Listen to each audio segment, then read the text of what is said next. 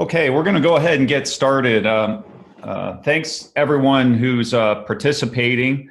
Looks like we've got about 20 people online right now, which is great. I'm really excited to have the opportunity to do this. As you can see here, I'm working from my home office as I would expect many of you are here. My name is Luke Pinkerton. I'm the president of Helix Steel. I'm also the founder of Helix Steel. And for those of you who know the company, know me, you know that I've been involved with this for nearly 20 years now. The company was founded in 2002 and was built up over time. But one of the exciting things, and what we're here to talk about today, is really the vast experience that we've built really over the last 16, 17 years in the ICF and the residential markets. So I'm going to give you a little bit more introduction here in a minute. But before I do that, I also want to introduce Erica Marr. She's been with the company for about a year, and her role is within the sales group. And she's focusing in particular on the residential market. So Erica is online here as a panelist and is also available to answer questions as we go down the road. Hey, yeah, happy to be here. Of course, you're going to see some boxes in the background in the process of moving, but I am happy to field questions. I think Luke had a method for fielding questions, and we can I can be a resource later down the road as well. Yeah, okay. So thank you, Erica. So the way that these webinars work, it's a little bit impersonal, but we'll do our best to make it as personal as possible. I want to thank many of you who are, existing Helix customers who are on, and at the very end, depending on how we do with time, we can maybe do some discussion.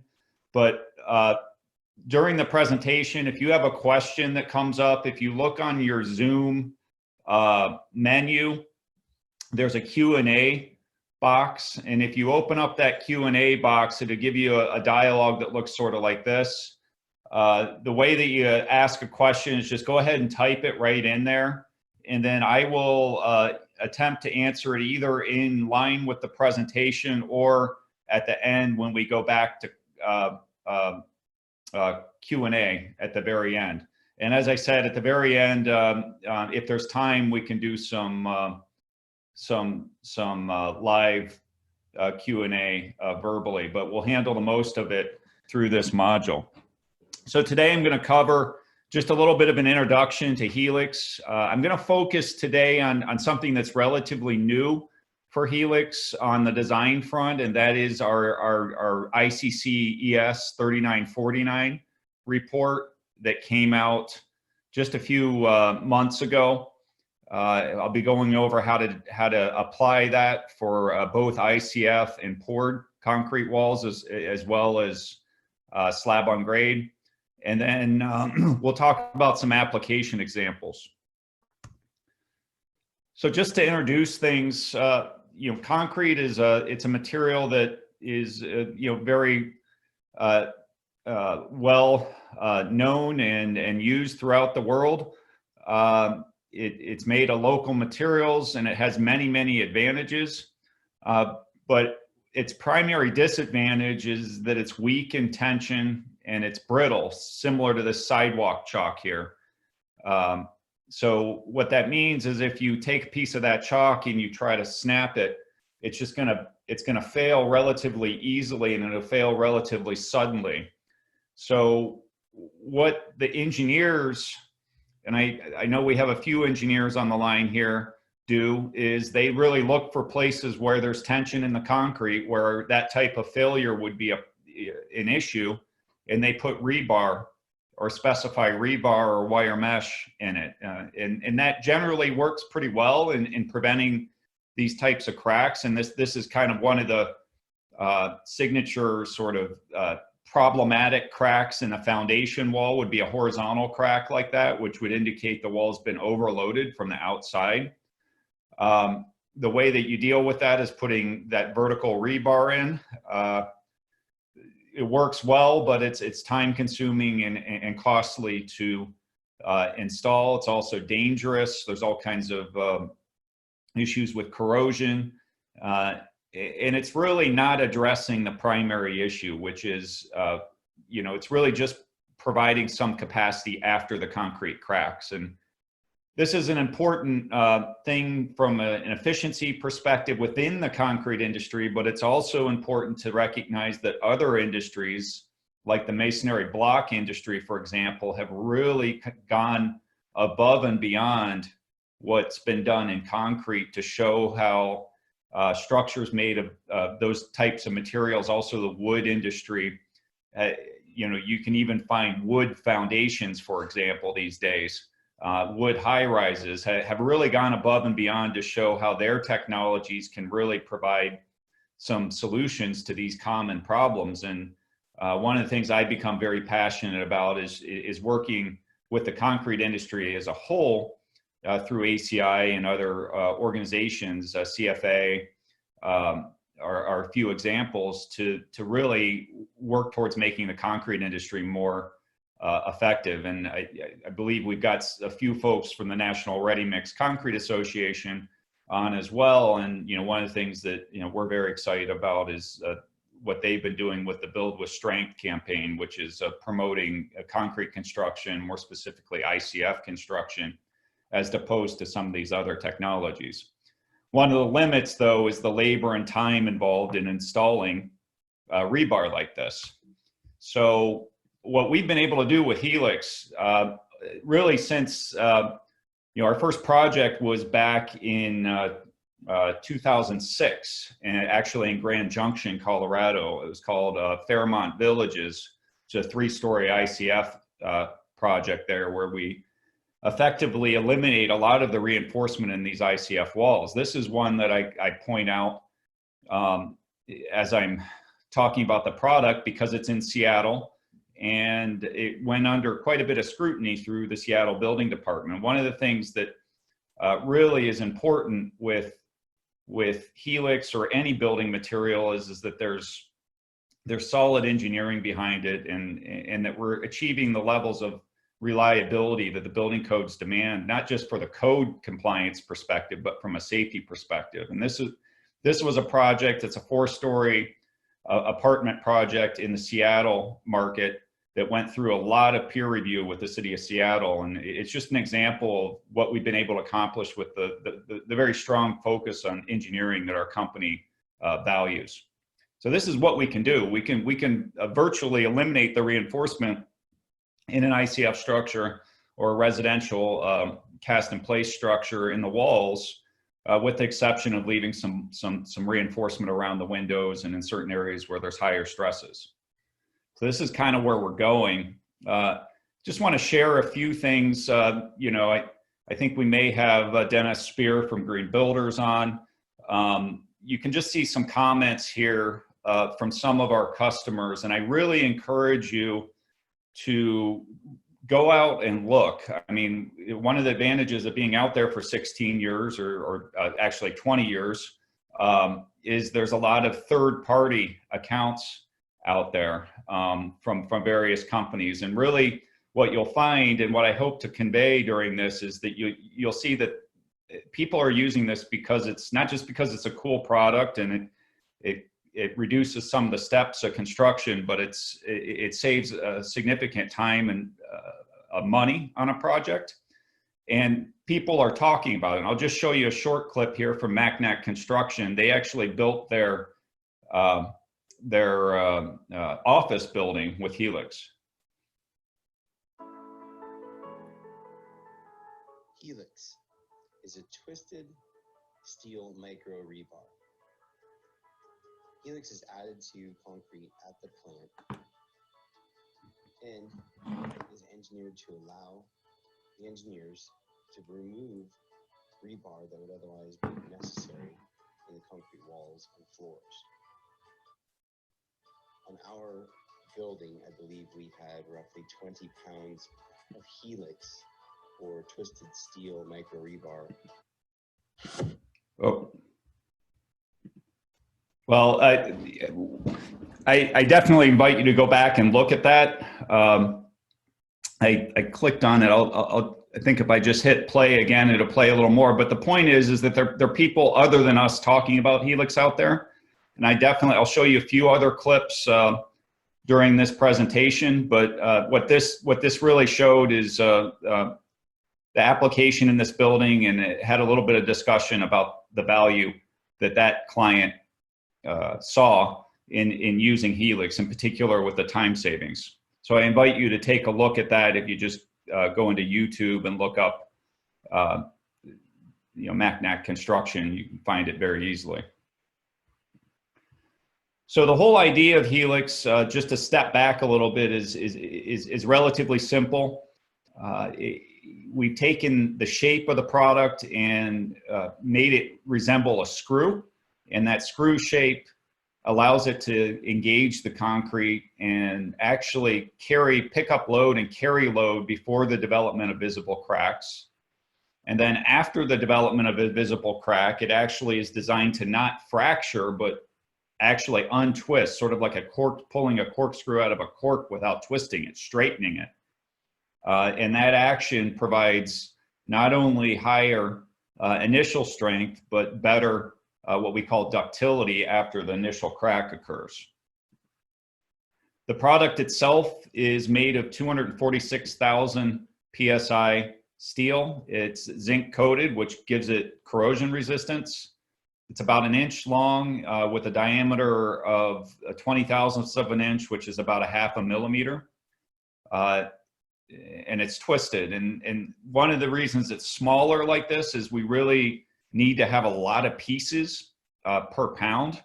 Each pound of Helix has about 11,500 parts, to be a little bit more exact than what's there. Each box of Helix has around 500,000 pieces. So there's a lot of pieces in the concrete, and that's what enables us to form almost a network of reinforcement throughout the concrete, and enables us to have the properties that we're able to develop with Helix.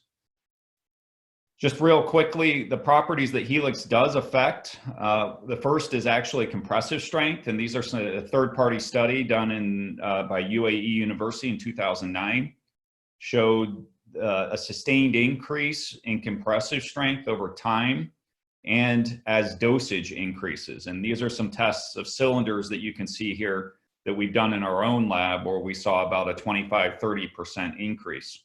We don't typically use that for design purposes. We have had some engineers utilize it to improve the compression resistance in concrete that's, say, subject to high compressive loads from, say, seismic or high-rise construction. But most of the time, the compressive strength is not the primary factor. In the residential world, as well as in slab on ground and pavements, the most important behavior is really the flexural strength of the concrete. And there are tests that measure the flexural strength. You can see some tests here that we ran in our lab, where we compared plain concrete to Helix reinforced concrete. And in this case, we can actually, in some cases, almost double the capacity, the flexural strength of the concrete. So this is really significant for engineers that are designing pavements, for example. Pavements are typically designed based on what they call the modulus of rupture, which is that flexural strength. Slabs on grade are designed based on modulus of rupture. And as I'll talk about a little bit later, there actually is a mode of design, both in ACI 318 and ACI 332, which is the residential building code, that allows you to design based on modulus of rupture. And that's really this is the characteristic that the new ICC report really leverages. And it's something that not even rebar does. Rebar doesn't increase the flexural strength of concrete. It only carries load after that flexural strength, that initial crack forms. So this is an important characteristic of the product. Another one that we have measured, and we're actually pioneering the development of testing at ASTM.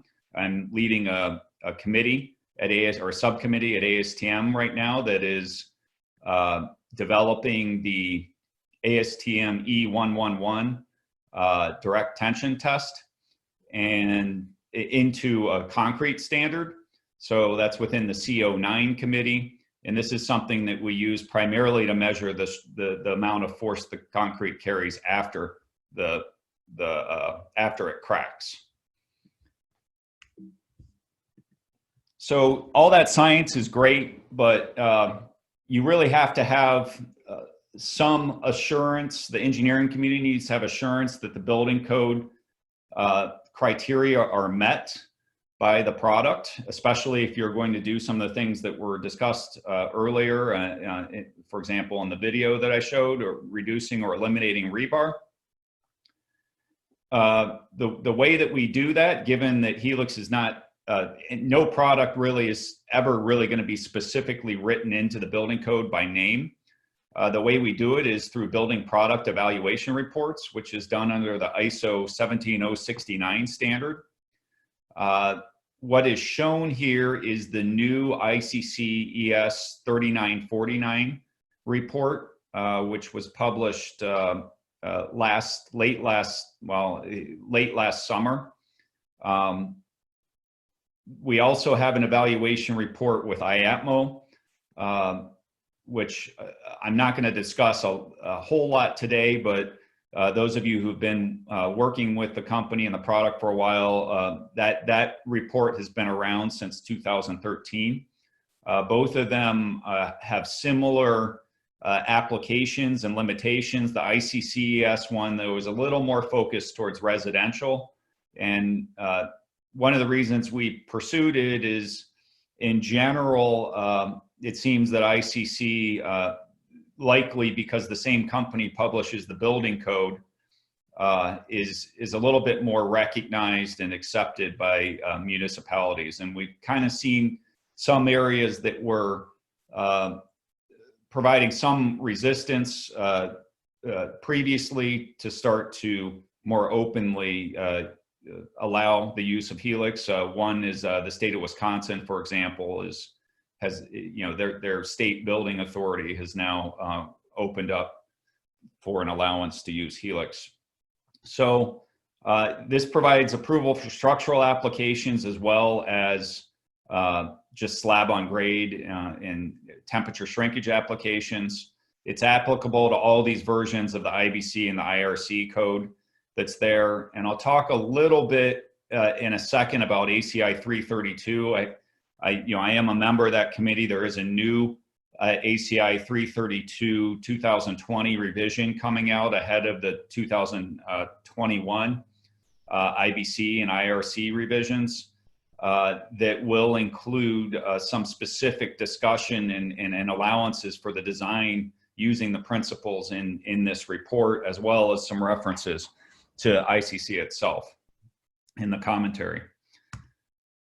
So before we get too far into the details, we'll take a little break from the technical stuff. And one of the most common questions we get is, how do you get Helix into the truck? And this is something that has evolved and improved over time. I'm going to show this short video that shows really the preferred method of Helix introduction. And at this point, you know, it is possible, while it is possible to put Helix into the truck at a job site, we really recommend that you work with your local ready mixer to do this preload procedure, because the preload procedure really makes it very easy, and you're going to get a very nice mix every time the truck comes to the site. And it's really worth anything that the ready mixer would charge, within reason, of course, to put it into the truck, because then you just don't have to worry about it once it gets to the site. So the basic procedure is you just dump the Helix into the truck, you add the water as you normally would underneath the charging stand, and the only difference is you mix the water and the Helix for about 30 seconds before you put the rest of the materials into the truck. So this was done at Doane Concrete here in Ann Arbor, Michigan, and thanks to Tom over there for helping us produce this, but it'll just in about a minute explain the process.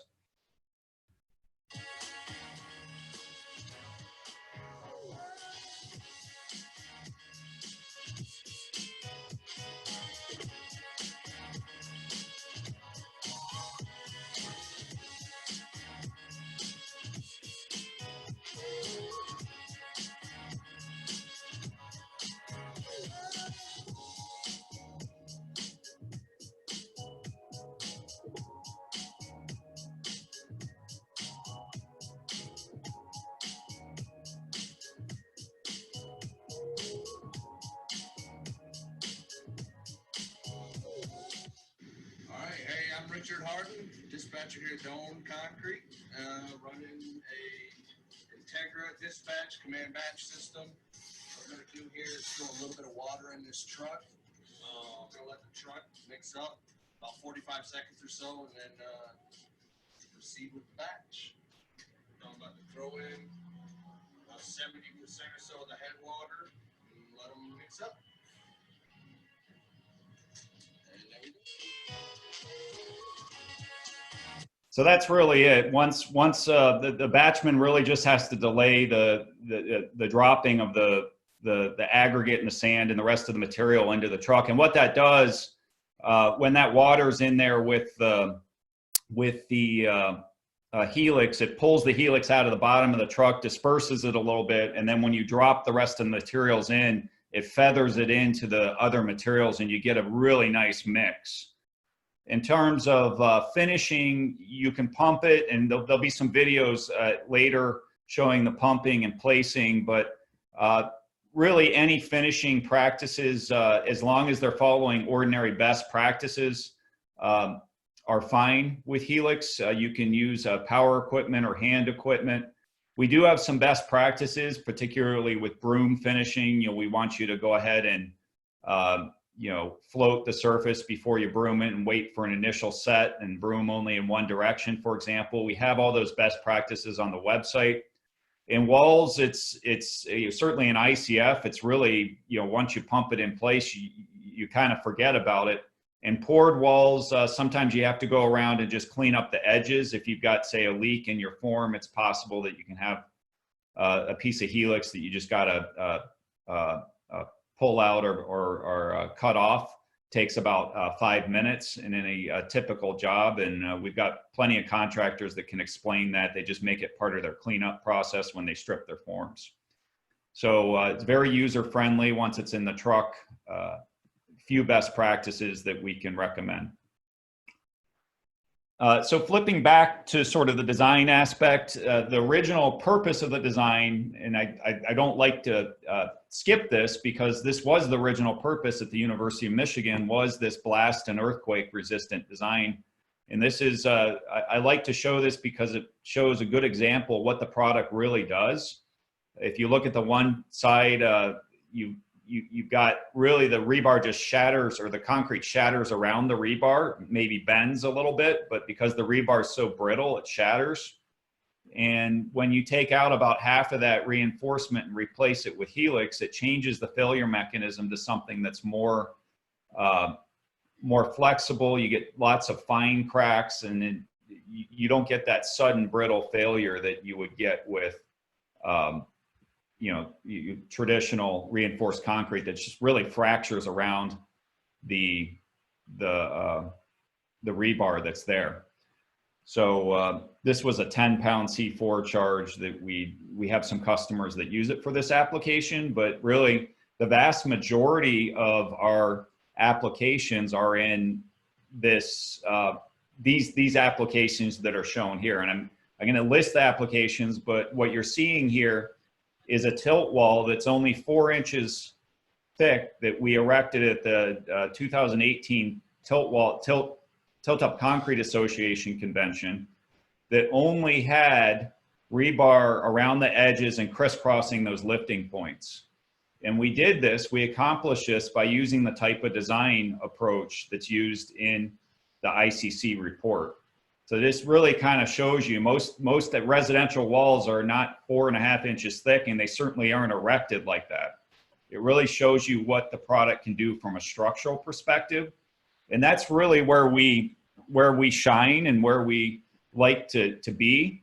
We've invested heavily in the engineering, and certainly there are products that can be used in slab on grade, but there really are not products that have the track record that Helix has in these structural applications. So structural walls, which would include basement walls, pretty much any ICF walls, slabs, and footings. So there are certain types of slabs that are structural. They support building loads. And footings, more and more people are just using Helix in their footings. It allows them to just dig and pour, and it's a huge time saver. We also use it in slab on grade. We've done massive distribution centers for companies like Amazon and FedEx.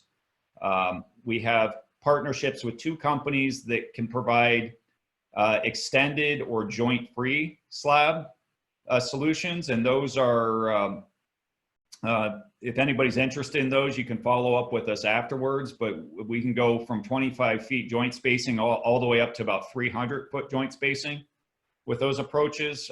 Helix is also used in composite metal deck. And then we have some really neat business, and we may have some folks from Tiltwall, Ontario on as well, where the product's been used in insulated tilt walls. What we're going to focus on, though, is really, again, the residential applications. Why do people use Helix for these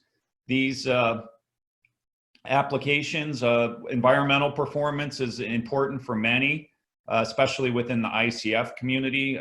These are some of the lead credits we can offer. There's also a carbon footprint reduction that Helix offers. Just in general, though, it's really the speed of construction. And for the residential community, it's not always measured based on the speed or the number of hours it takes to do a particular project. It's more often measured in how many, what the productivity is of the team over a longer period of time, say a quarter or a year. And what many of our customers say is it actually increases the amount of revenue that they can generate with the existing crew that they have by, as much as 15–20%. And then you get obviously these engineering benefits as well. And our team can help you kind of estimate that. And also, there's no better way than to talk with people who've used it, because they're really going to be able to help you understand that the best. So I'm going to cover a couple topics here on design. I think we have a few engineers on. There's just really 3 slides here that cover the design. And again, if there are further questions about design, we can go into them a little deeper. Again, we're focusing on the ICC approach, and ICC uses what's called linear elastic design, which is covered in ACI 318, Chapter 14. There's an existing chapter for this in both 318 and 332. What it allows you to do is just use that basic strength that we talked about before of the concrete and design using that strength that we've characterized with Helix in the concrete, as opposed to just a fixed, very conservative number that's used in the American Concrete Institute code. So the basic idea is when you bend something, the bottom goes into tension, the top goes into compression. With concrete, the compression is about 10 times stronger than the tension, so it typically is going to fail in tension. When we put Helix in the mix, it increases the amount of force that it takes for the concrete to fail in tension at the bottom surface, if you were pushing down on the top. And it also makes the behavior more consistent. So that means we can look at both the factor that we use to design with, what we assume for tension, and we can also look at that resistance factor, and we can calibrate that information with the ACI code and also ASCE 7, which defines the required reliability levels for structures to assure that the designs that we produce provide the same level of safety that the original building code provides. So this is an example. This is the design table that's in the ICC report. And really, it's very simple because you're just going to go ahead and use those Chapter 14 design equations for bending, using the phi factor, the strength or capacity reduction factor listed in this table, and the modulus of rupture listed in this table, rather than the standard 5 times the square root of the compressive strength that's in Chapter 14. In ACI 332, which is the residential code, it's similar. But what's really cool about that new version of 332 is there's actually going to be a reference to allowing what's called performance-based determination of that flexural strength, which is what this table is. This table was derived from running many tests of Helix at various compressive strengths and measuring that flexural strength. So the 332 code is actually saying that you can do that, and the ICC report provides a third-party accredited source of that data to design based on. And what that does is it allows you to get about 2.5 times more capacity out of just the concrete with the Helix than a plain piece of concrete under the ACI 318 or the ACI 360 building codes. And ACI 360 is really more for slab on grade. For structure, I know this sounds kind of Greek to many of you, but for structural engineers, this is actually a very easy calculation because it's just one equation. And the other advantage is that ICCES is really, as I mentioned before, is very well recognized within the building departments. To make it easier, we've developed application guides so that you don't have to do those calculations. The application guides use the ICC approach. They're stamped by a registered professional engineer, and it allows you to take this is an example of ICF, and I'll go through a quick example in a minute, and then also poured walls. It allows you to just, in a tabular format, very similar to the tables that you see in the IRC or in ACI 332, complete a design.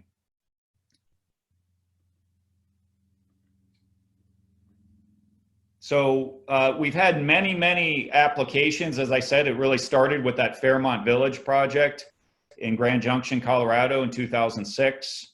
Since then, by our count, we're up to about 20,000 structures worldwide where Helix has been used in walls. We haven't had any issues with the product, in part because you know, those approaches that we just talked about are quite conservative. I'm going to show a short clip here, and this is something you can follow up with later.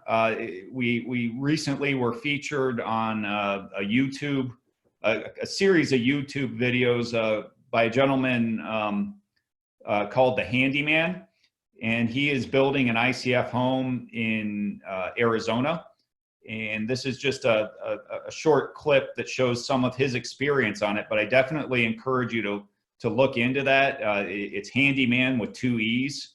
And there's a video here that I'm going to show you. And there's another one that covers some of the slab on grade aspect. But he's got a really cool time lapse that really shows the whole process of construction. This also illustrates how the pumping is not an issue with the Helix.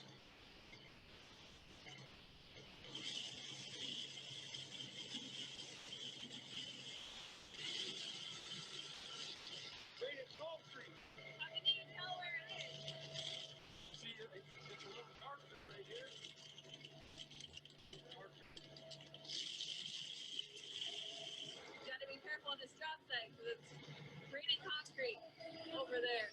I don't have a hard hat on.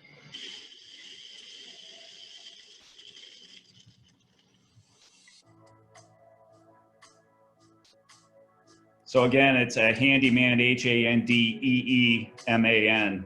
If you just search that up on YouTube, you can watch the whole thing.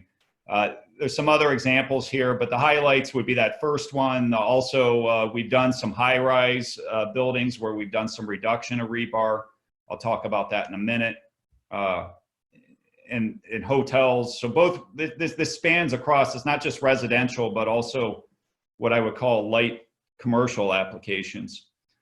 So typically the way that we design these things is, you know, there still will need to be some type of doweling that goes into the footing. We don't span across the cold joints. There's also a need for reinforcement around openings and corners and whatnot. This is just a typical detail where we replace that horizontal and vertical bar in a foundation wall. but we provided that connection steel as we normally would at the footing and at the floor at the top. The areas where we need supplemental reinforcement are typically in high stress areas, reentrant corners where visible cracks could occur because of restraint. Structural integrity reinforcement, which would be at the tops of the walls, the ends of shear walls, and then tie bar across cold joints. Again, we can't span cold joints. I know some states allow a key type connection, but really we typically recommend that doweling is used to connect a wall into a footing. So there's always going to be some reinforcement. Generally, most of our contractors tell us that they're able to reduce the reinforcement, depending on how they design it. Some people, most people are looking at just replacing that minimum structural reinforcement, vertical and horizontal, with the Helix and leaving the rest. That gets you about a 80% reduction in rebar. In most typical jobs, you still have your lintel bar and your bar around those openings. But some people elect just to use the Helix to replace horizontal reinforcement as well. And in that case, it's more like a 40% reduction. So this is an example of where you would have rebar, and this follows the IBC and the IRC, which will require at least one number 5 bar around these openings in commercial applications, and in residential applications, one number 4 bar. So just to give you an example of how we use these tables, and what we'll do is we'll send a set of these tables to everybody who's on this webinar after we're done. This is an example of a typical ICF wall. It's an 8-inch wall with 9-foot, 8-inch wall with 9-foot unsupported height with 8-foot backfill with a 60 PSF per foot soil, and then a 6-inch above grade wall with 120 mile/hour wind. So when you get these tables, you'll see that they're formatted very much like tables that you've seen in various ICF guides that are out there. But you'll find that, yeah, this is kind of flip-flop, so I apologize for that. For the below grade, you're going to look at this bottom table, and it's going to give you an 18.5 pound per cubic yard dosage for that 8-foot backfill, 9-foot wall. And for the above grade, it's going to give you a 9 pound per yard dosage for that 120 mile/hour exposure C wind. So it really makes the math, it takes the math completely out of it and allows you to just provide a fixed dosage. And we're working to get these tables out to even the ready mix community, so there's better awareness of how to use this ICC report, which is really a little bit more written for a structural engineer. So this is an example. This is one of the, I started with a picture of this. This is a condominium development in St. Martin that actually got hit by Hurricane Irma a few years ago and sustained almost no structural damage. One of the few buildings that sustained no damage after that event. But this building utilized Helix in the ICF walls throughout, as well as the stairs and some of the other structures in it. You'll see in these examples that really one of the biggest advantages is the time savings that's offered, as well as some of the strength gains. This is another one that we've talked about over the years. This is one where they used both a panelization strategy as well as elimination of the horizontal rebar. And in this case, it saved a couple of weeks of construction. The Helix component alone, the panelization saved even more time. And the panelization is a strategy where they actually assemble the panels off-site and then lift them into place and then fill them with the concrete. And it's much easier to do that without the need of horizontal reinforcement, because if there's horizontal reinforcement, when you put those panels together, you have to stitch that horizontal reinforcement together, and it's very time consuming and difficult to do that. With the Helix, it makes it very simple. there's a couple of additional projects going up in the New York area right now using that strategy.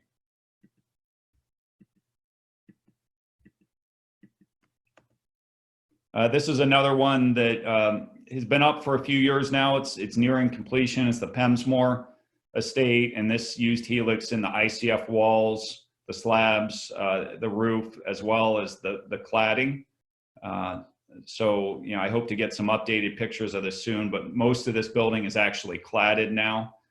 This was part of the design intent here, was really the blast, or not necessarily the blast, but this is right there near Joplin, Missouri, and the owner wanted this building to be serviceable, which means really undamaged, even after being hit with an F5 tornado. So there was a lot that went into sort of impact resistance as well as roof uplift in the design of this.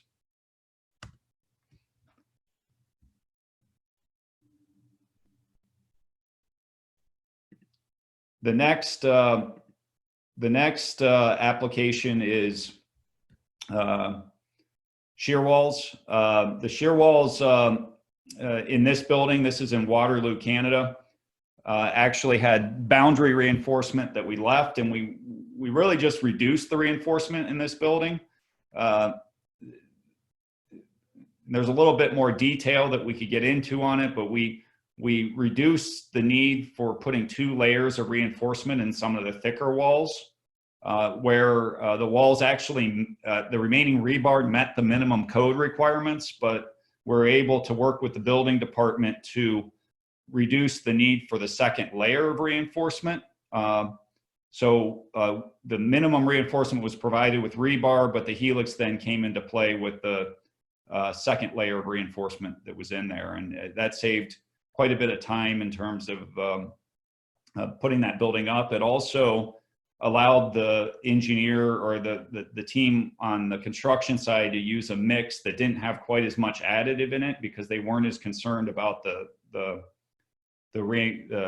concrete hanging up on the reinforcement as it was being poured, which is something that's always a concern with walls where you can't really see it. It's the honeycombing.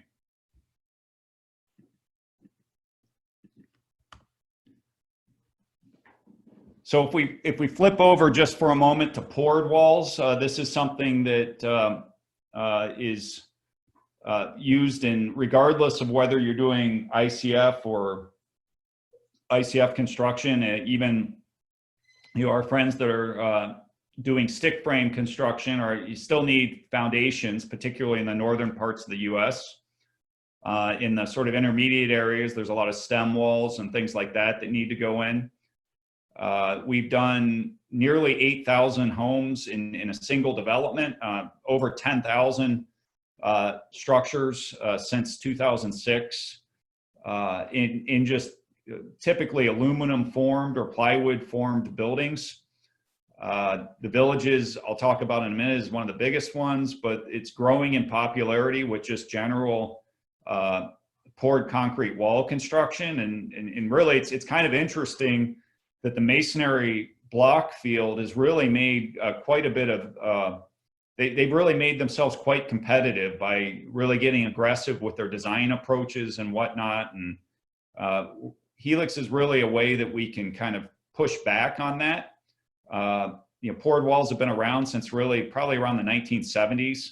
My father was in the construction business, and I remember, you know, some of the first ones that he did with poured walls back in probably the late 1970s. So it's been around, but we're using some of really the building code requirements for it, which are somewhat conservative and make us not as competitive against masonry. So Helix really helps with that. It helps our builders build structures faster. These are some of the companies that are using it. There's also, there's 2 flyers. The second one is for these basement walls, and the difference is these basement walls are typically done in what's called a nominal thickness, so they're a little bit thinner than the ICF walls. So these tables are a little bit more conservative, and you'll find that the strength is somewhat sensitive to the thickness. This is the Villages project I discussed earlier, and this is where we did around 8,000 homes just north of Orlando. And the reason the contractor picked us there really was mainly for that hurricane or that blast resistance, not really the blast resistance, but the ability of the Helix to increase the cracking resistance of the concrete and prevent water from infiltrating into these buildings. They actually did some tests. It got specified back before the recession and then resurged, and really thousands and thousands of homes have been built with Helix since then. This project is kind of finished out, but there's some other projects that are similar to it that Helix has been used on. So again, the contractor is able to turn their forms quicker and use it, get more application out of the product, more application out of their fixed set of forms with the Helix. So just finishing out, I'm gonna maybe turn the volume down on this a little bit.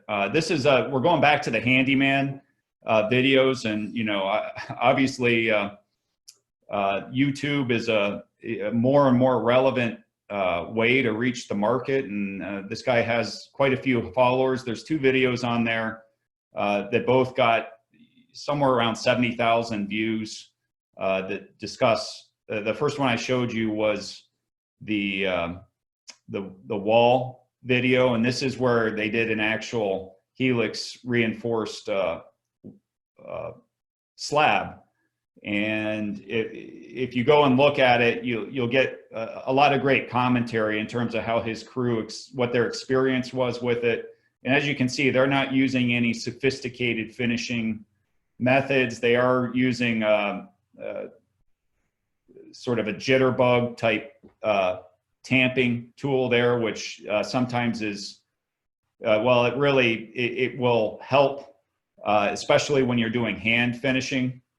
You have to be a little bit careful with them, especially in higher freeze thaw areas, but it really helps get the product down below the surface when you don't have any vibratory type systems in place. But a lot of contractors, especially when they're using Helix in the walls, will go ahead and use Helix in the slabs.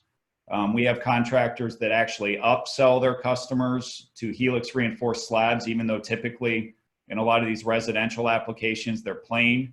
I know, I didn't build my own house. There are cracks in my basement floor. Nobody likes them. So anything that you can do to reduce that probability for your clients is useful. And with the Helix, it's just really very simple to apply. And these tables have just a basic dosage for temperature and shrinkage reinforcement of 9 pounds per yard, which is supported by the evaluation report. And then a dosage of 13.5 pounds per yard for wall and strip footings. And, again, typically you're putting a couple number 4 bars in those. You can just kind of eliminate that. And if you're using Helix on the job anyways, it really makes sense to just kind of take full advantage of it. You can see he did a formed in joint there. Also, of course, you can saw cut it. We recommend using a hard aggregate blade when you do that. But really, it's just using the same practices that you would use with any other concrete. So again, you can take a look at these videos, and there's a lot of great discussion on those videos as well. So that kind of rounds out the discussion. We'll get into the questions. We have a couple of questions here, but before we do that, I'll just invite you to take a look at some of the resources that we have online. There's more webinars online. There's some online training modules online that are all free. And, if you're stuck at home at this point and looking to kind of brush up on some of this stuff, I definitely invite you to go on there. We also have the ICC report and online, as well as the IAPMO report and other publications. There also on the website there's a button right at the top of every page of the website that says submit a project, and that's a good way to get your project details to our team at Helix. And one of the things we really value ourselves on is we have 2 professional engineers on staff, and we really aim to support you all the way through the project. Even though we have these evaluation reports and application guides, we're always there with live support to provide engineering assistance. No project is really too small or too large for us to look at. We also offer at least telephone support for the smaller projects for pre-pour, and really want to be there for you as you go through your project, especially on the first ones. And then we have all these social media outlets, and really I definitely encourage you to follow us on LinkedIn and particularly Instagram. Erica's really good at kind of posting stuff that's going on with Helix, and you'll see a constant sort of stream of projects and people that are working with Helix. So with that said, I'll kind of go to the questions here.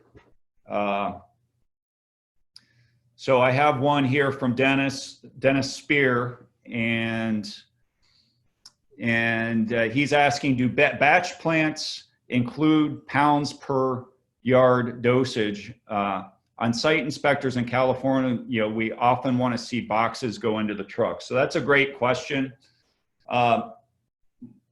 The batch, if you are ordering Helix from your batch plant, they should include it on the batch ticket for sure. Just like any other material that goes into it. That's one advantage of ordering it from the batch or from the truck or from the ready mix company themselves. If you do add it at the site, it can be inspected. The inspectors can also inspect the introduction into the factory or at the ready mix plant. The other thing that I didn't mention is we now have what's called a piggyback sticker. It's a barcode sticker that has a unique number on every single box that's out there on the inside flap. And you can peel those stickers off and actually stick them on the back of the batch ticket. And then, if you have 2 stickers, that 2 boxes of Helix were added to that truck. And you could use that as an additional way to explain to the inspector that, it would take a huge effort to try to circumvent that procedure. So take a look at those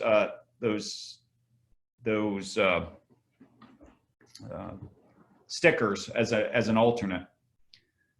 So is there anything, so I have one from Vince Capagna here. Is there anything similar to the Duramex ID available for documented assurance that Helix has been added properly distributed throughout the pour? So there are some systems out there that use sort of almost like a magnetic system to verify the dosage in a mix. That particular system that you're talking about is a proprietary system. We do have a washout procedure where somebody can measure the dosage at 3 different locations. It's a procedure that's based on a Canadian standard. And it's not automated like that, but it will give you an idea of the distribution throughout a pour. What I will say is when you follow that pre-mix procedure in particular, the variability is very low, and you get a very good distribution throughout. So really, we address that sort of by addressing the leading indicators and really just making sure that you're being active with your ready mixer or the folks that you're having add the Helix to the truck to make sure they're following the best practices. And I have one here from Michael. He's got 2 questions. He's going to pour a slab that will be polished. Is there any additional prep for that. And the second question is, do you suggest a fiberglass mix in the concrete as well to prevent micro cracking in the floor? So the first one, we actually do have quite a bit of experience with polishing, and that may be a good one to break out with you afterwards on, but more or less what you want to use is a wet process of polishing. You don't want to do a dry process, and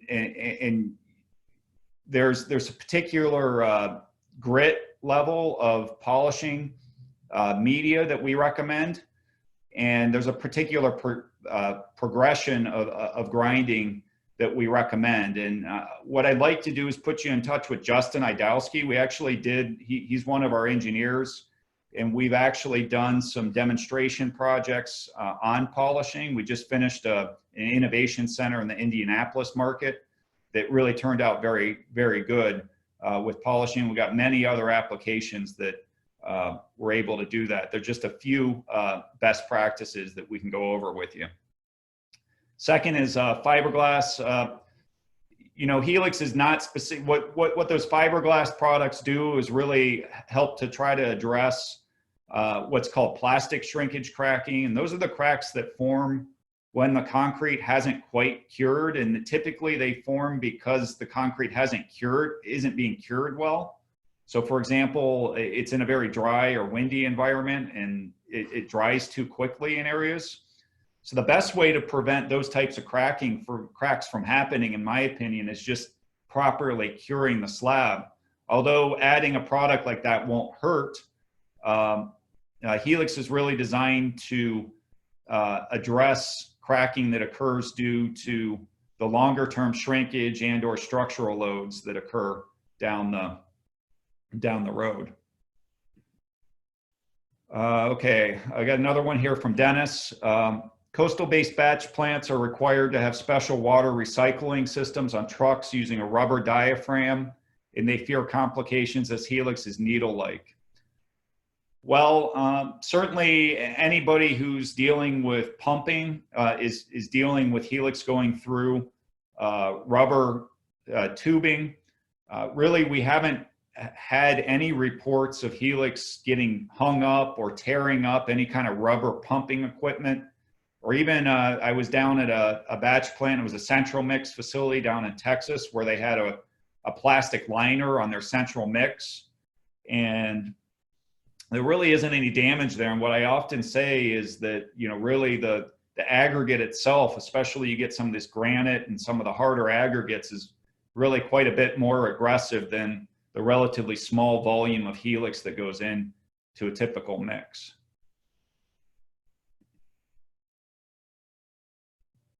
So Dennis is asking another question here. If the batch plant ticket cites dosage, are they accepting liability?